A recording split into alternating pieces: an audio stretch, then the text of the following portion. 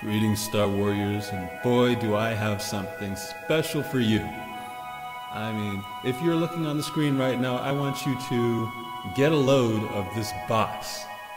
Isn't it the most wonderful, amazing, freaking stupendous box you've ever seen?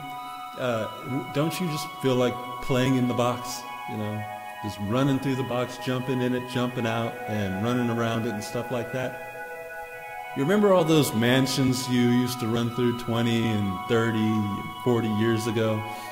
Isn't this box just way better, and it just looks like way more fun than the freaking mansion you used to run and play through and, you know, break stuff in? This box is just unbelievable. The only problem with the box is that the guy who made it copied it from some other box somewhere that he found on the internet, or the plans for, or something like that. That's right. The box is not an original box. This was something that a friend of mine, Dark Synovia, alerted me to, and I'll leave a link to Dark Synovia's YouTube channel. He has been fighting the good fight against terrible Hollywood movies far longer than I have. And he showed me this article on a site called scavengersholocron.com, which seems like a pretty good site to me. And the article is titled, "Something You Should Know About The Last Jedi."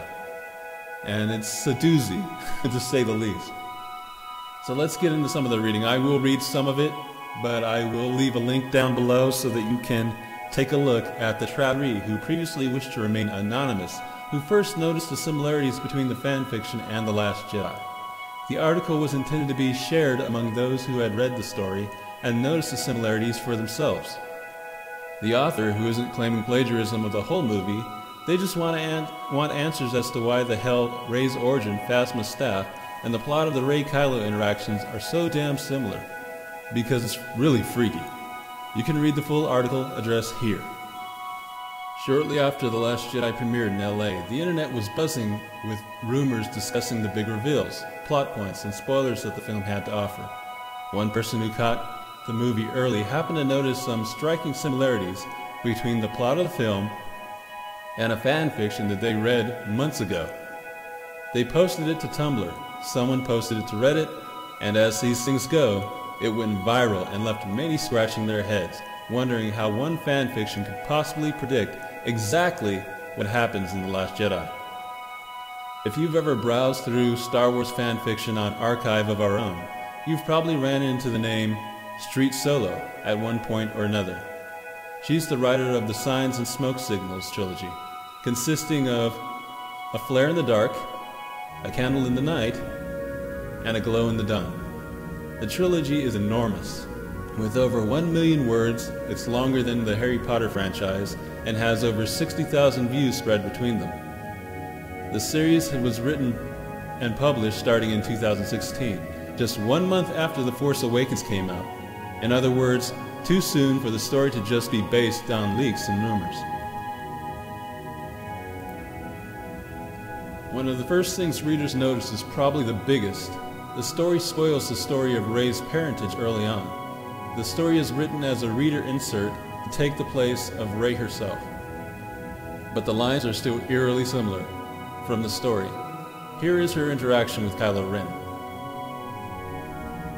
"My father is most likely dead," you reply. "It never does well to dwell upon grudges that we have no chance of remedying."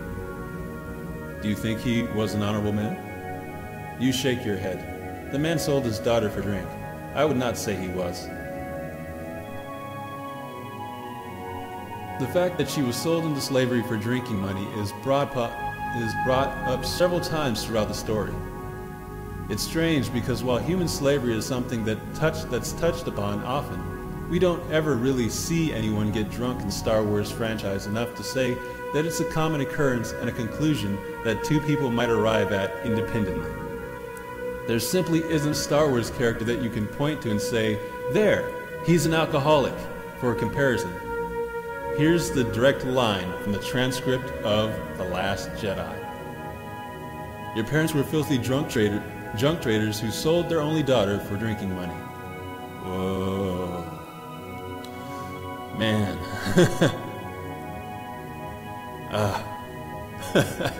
That's ugly.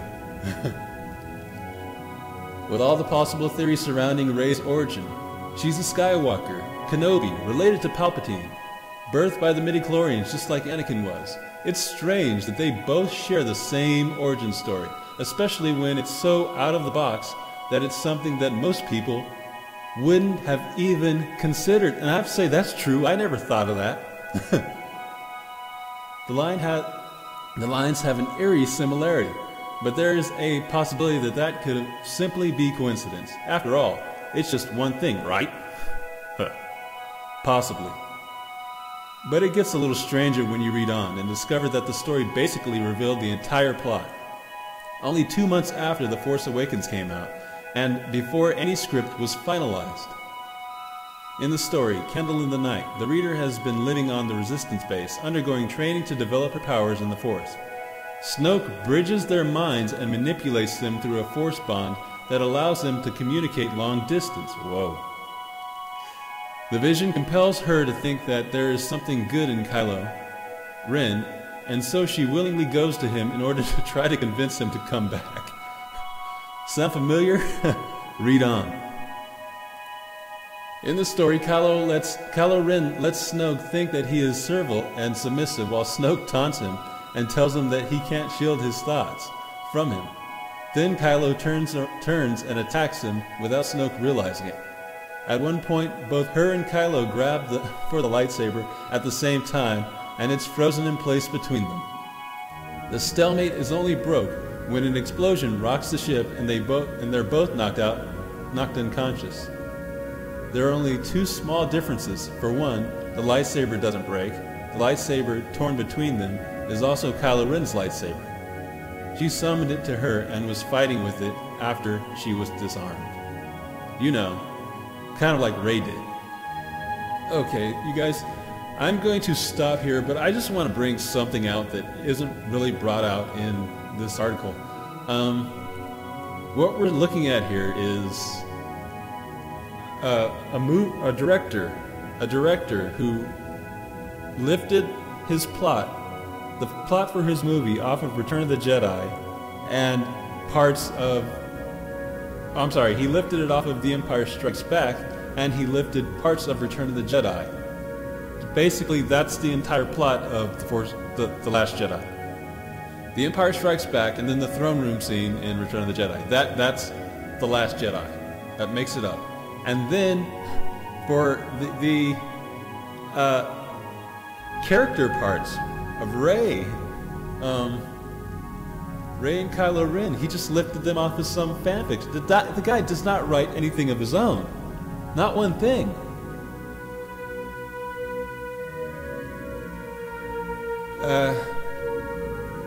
I mean, please spread the word about this. I will leave a link to the article down below. Please read the rest of the article. It's, you know, just as mind-boggling as before.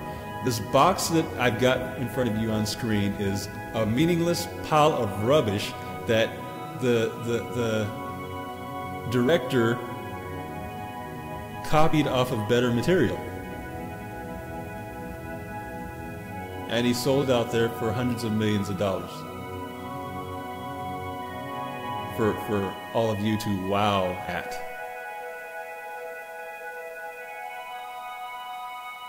If you're listening to this, you are the new rebellion. You are the new rebellion. You are the new rebellion. You are the new rebellion.